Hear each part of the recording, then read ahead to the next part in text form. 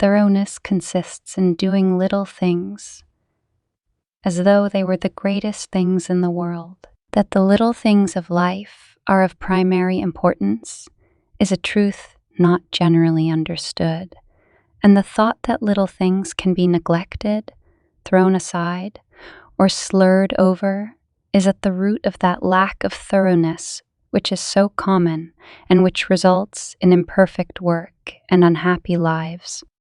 When one understands that the great things of the world and of life consist of a combination of small things, and that without this aggregation of small things, the great things would be non-existent, then he begins to pay careful attention to those things which he formerly regarded as insignificant. He thus acquires the quality of thoroughness and becomes a man of usefulness and influence. For the possession or non-possession of this one quality may mean all the difference between a life of peace and power and one of misery and weakness. Every employer of labor knows how comparatively rare this quality is, how difficult it is to find men and women who will put thought and energy into their work and do it completely and satisfactorily. Bad workmanship abounds. Skill and excellence are acquired by few.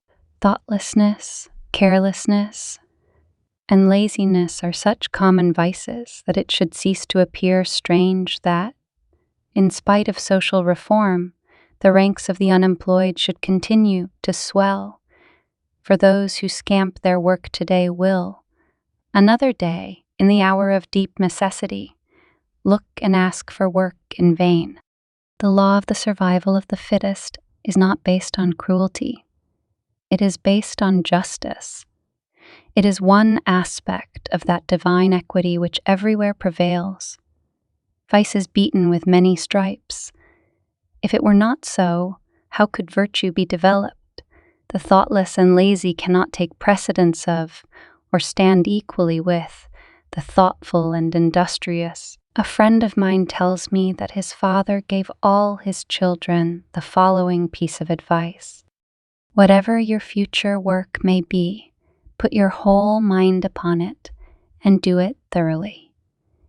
You need then have no fear as to your welfare, for there are so many who are careless and negligent that the services of the thorough man are always in demand.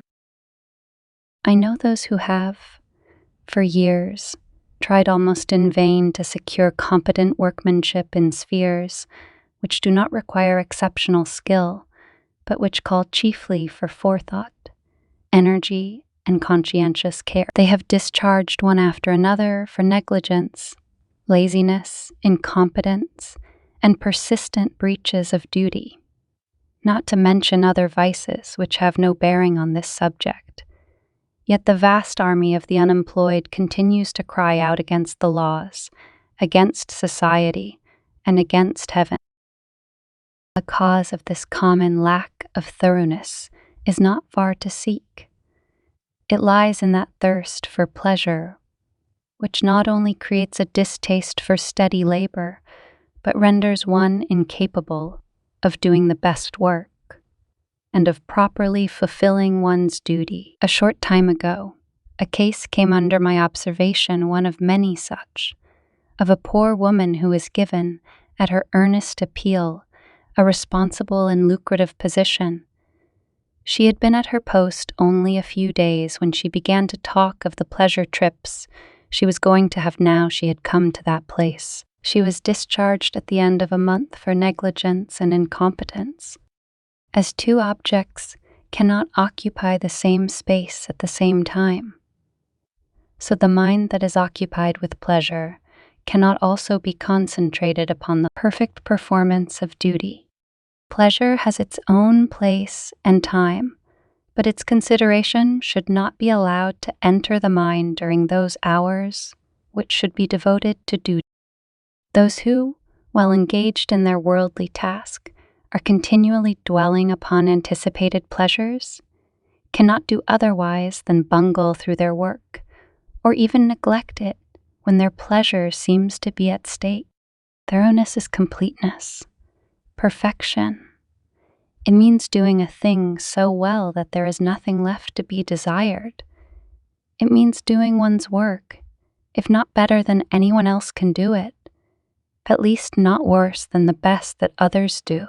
It means the exercise of much thought, the putting forth of great energy, the persistent application of the mind to its task, the cultivation of patience, perseverance, and a high sense of duty. An ancient teacher said, "If anything has to be done, let a man do it. Let him attack it vigorously." And another teacher said, "Whatsoever thy hand findeth to do, do it with thy might."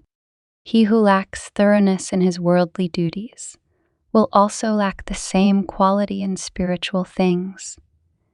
He will not improve his character, will be weak and half-hearted in his religion, and will not accomplish any good and useful end. The man who keeps one eye on worldly pleasure and the other on religion, and who thinks he can have the advantage of both conditions, will not be thorough either in his pleasure-seeking or his religion, but will make a sorry business of both. It is better to be a whole-souled worldling than a half-hearted religionist.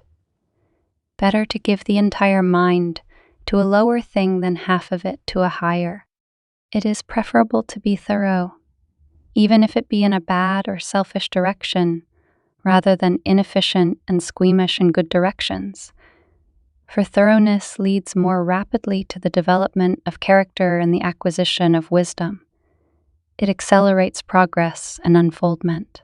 And while it leads the bad to something better, it spurs the good to higher and ever higher heights of usefulness and power. Thanks for watching. If you found this valuable, please like, share, and subscribe to Depths of Thoughts for more.